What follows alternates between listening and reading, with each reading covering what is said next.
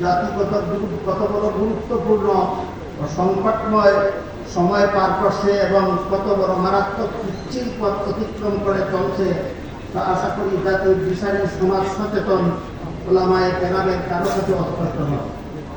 এহেন পরিস্থিতিতে জাতিকে সঠিক পথের দিশাদানের উদ্দেশ্যে আহত অন্ধকার ওলামা মাশায়েখ সমাবেশে আমার মতো নবীন নানাকে দুটি কথা বলার সুযোগ দেয় জমিয়তে উলামা ইসলামকে অন্তরের অন্তঃস্থল থেকে শুকরিয়া ও ধন্যবাদ জানাচ্ছি।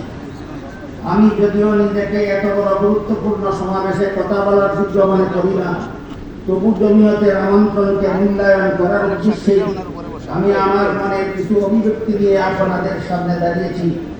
তাই আমার কোনো কথা অপ্রাসঙ্গিক বা অসামঞ্জস্যী অথবা আপনাদের সামনে খেলা বিবেচিত হলে ওদেরকে অনুগ্রহপূর্বক ক্ষমার দৃষ্টিতে দেখবেন বলে আশা রাখি।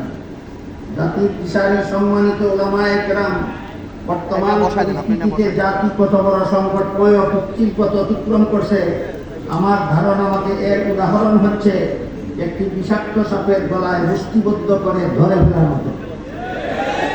এখন এটাকে সম্পূর্ণরূপে কাবু না করে ছেড়ে দিয়ে তার বিষাক্ত সুবল খেয়ে ধ্বংস হওয়া ছাড়া আর কোনো উপায় থাকবে না।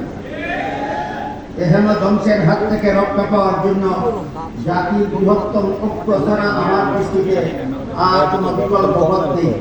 তাই আর এই ঐক্যটি হতে হবে দুটি মহান লক্ষ্য অর্জনের উদ্দেশ্যে। তার মধ্যে একটি হলো দেশ রক্ষার ঐক্য এবং আরেকটি হলো ঈমান রক্ষার ঐক্য।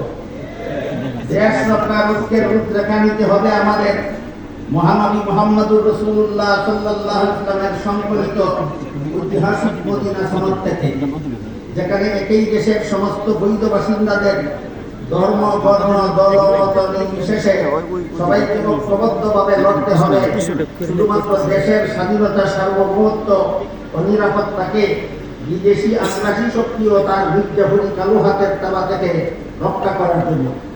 এ ধরনের ঐক্যই করেছিলেন রাসূল করিম সাল্লাল্লাহু আলাইহি ওয়াসাল্লাম তার মদিনা সনদের ভিত্তিতে মদিনায় বসবাসকারী ইহুদি তথা ভিন্ন ধর্মাবলম্বীদের। আর জমিয়তুল উলামায়ে হিন্দ এ ধরনের ঐক্যই করেছিল কংগ্রেসের সাথে।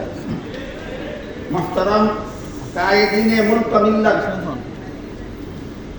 আমার মতো অযোগ্যের সংকীর্ণ দৃষ্টিতে দেশকে বিদেশি আগ্রাসী শক্তির কালো হাত থেকে রক্ষার ঐক্য বিগত জুলাই বিপ্লবের মাধ্যমে সাধিত হয়েছে। এটা বিরাট অর্জন, অকল্পনীয় অর্জন, অমূল্য অর্জন। তাই এখন জুলাই যোদ্ধাদের শহীদ এবং গাজীদের প্রতি যথাযথ মূল্যায়ন ও শ্রদ্ধাবোধ না রাখলে, এক কথায় জুলাই বিপ্লবের মহান বিজয় ধরে রাখতে না পারলে এ জাতিকে এর মাসুল গুনতে হবে কড়ায় বন্যায়। কিন্তু আমাদের ভুলে গেলে চলবে না যে জুলাই বিপ্লবের ঐক্যটা ছিল দেশ রক্ষার ঐক্য, ঈমান রক্ষার ঐক্য নয়। তাই সেই ঐক্যের দ্বারা দেশের শতকরা 93% মুসলমানের ঈমান ইসলাম রক্ষা হবে বলে মনে করার মানে হবে বুকার স্বর্গে বাস করা। বরং ঈমান রক্ষার জন্য ইসলামী ঐক্যের বিকল্প নেই, যা আমি সূরা আলে ইমরানের 103 নম্বর আয়াতের তাফসীর প্রসঙ্গে ইসলামী ঐক্যের রূপরেখা নামক বইয়ে সবিস্তারে উল্লেখ করেছি, যার সারমর্ম হল সূরা আলে ইমরানের 103 নম্বর আয়াতে আল্লাহ বলেছেন, ওয়াতাসিমু বিহাবলিল্লাহি জামিআন ওয়া লা তাফাররাকু। এর মর্মার্থ হলো, হে মুমিন মুসলমানেরা, তোমরা আল্লাহর দ্বীনকে শক্তভাবে ধারণ করার মাধ্যমে ঐক্যবদ্ধ হও। এখানে আল্লাহ সুস্পষ্টভাবে মুসলমানদের ঐক্যবদ্ধ হওয়ার একটা প্ল্যাটফর্ম বলে দিয়েছেন আল্লাহর দ্বীন পালনের মাধ্যমে। আর প্রসিদ্ধ হাদিসে জিবরিলে রাসূল করিম সাল্লাল্লাহু আলাইহি ওয়াসাল্লাম সহিহ আকীদা, সহিহ আমল, সহিহ আখলাক এই তিনটাকে আল্লাহর দ্বীন বলে আখ্যায়িত করেছেন। সুতরাং যাদের আকীদা সহিহ নয়, যাদের আমল সহিহ নয়, যাদের আখলাক সহিহ নয়, তাদের সাথে কখনো ইসলামী ঐক্য হতে পারে না। সুতরাং দেশের কোনো দলের নেতৃস্থানীয় কোনো ব্যক্তি যদি বলেন যে আমরা শরিয়া আইনে বিশ্বাসী নই, তাহলে তার আকীদা যে সহিহ নয়, এটা সুস্পষ্ট। তাদের সাথে কোনো ইসলামী ঐক্য হতে পারে না। তবে দেশ রক্ষার ঐক্য করা, তাদের সাথে দেশ রক্ষার ঐক্য করা যায় কিনা বা ভেবে দেখা যেতে পারে। আজকের এই মুবারক সমাবেশে জমিয়ত ও ইসলামী দলগুলোর কাছে আমার কতগুলি প্রস্তাবনা। সঠিকভাবে জনমত জরিপ করলে দেখা যাবে এখনো দেশের অধিকাংশ মুসলমান বিশুদ্ধ ইসলামী শাসন ব্যবস্থা চায়, কিন্তু এর দাবির ভিত্তিতে একটিমাত্র দল বা একটিমাত্র মার্কার নির্বাচন না হওয়ায় তারা বিভ্রান্তির শিকার হয়। ফলে এই জনমতের আশানুরূপ প্রতিফল ঘটে না। এই সমস্যার সমাধান কল্পে আমি আপনাদের খেদমতে নিম্নোক্ত প্রস্তাবসমূহ পেশ করছি। 1 নম্বর, সত্যই যদি ইসলামী রাজনৈতিক দলের উদ্দেশ্য হয় বিশুদ্ধ ইসলামী শাসন ব্যবস্থা প্রতিষ্ঠা, তাহলে এই লক্ষ্যে একমত সবাইকে ঐক্যবদ্ধ হয়ে একটিমাত্র দল গঠন করা উচিত ছিল, কিন্তু এটি এখন আর আদৌ সম্ভব বলে মনে হয় না।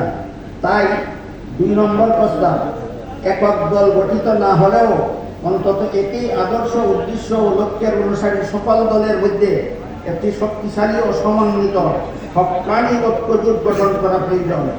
এই ধরনের ঐক্যজোট গঠন করা ব্যতীত প্রচলিত গণতান্ত্রিক পদ্ধতিতে বিশুদ্ধ ইসলামী শাসন প্রতিষ্ঠার লক্ষ্য উদ্দেশ্য বাস্তবায়নের পথে এগিয়ে যাওয়ার আশা করা সোনার হরিণের পিছনে দৌড়ানোর মতোই নিষ্ফল হবে বলে আমি মনে করি। 3 নম্বর, এমন একটি হক্কানি জোট গঠিত না হলে আমাদের নিজেদের ভোট অন্যদের কাছে চলে যাবে কিংবা নিজেদের মধ্যেই ভাগাভাগি হয়ে যাবে। এর অনিবার্য পরিণতি হবে আন্দোলনের ব্যর্থতা। তাই এমন হক্কানি জোট গঠনে ইতস্তত করার ও কালক্ষেপণ করার আরো সময় আছে বলে আমি মনে করি না। 4 নম্বর, একটিমাত্র হক্কানি দল না থাকা অবস্থায় জোটভুক্ত প্রতিটি বিশুদ্ধ ইসলামী রাজনৈতিক দলকে সাংগঠনিক তৎপরতা জোরদার করার মাধ্যমে সমাজের সর্বস্তরে অর্থাৎ সকল প্রতিষ্ঠান ও সকল পেশার লোকদের মধ্যে সংগঠন ও কার্যক্রম বিস্তারের জন্য পরিকল্পিত ও কার্যকর কর্মসূচি গ্রহণ করতে হবে।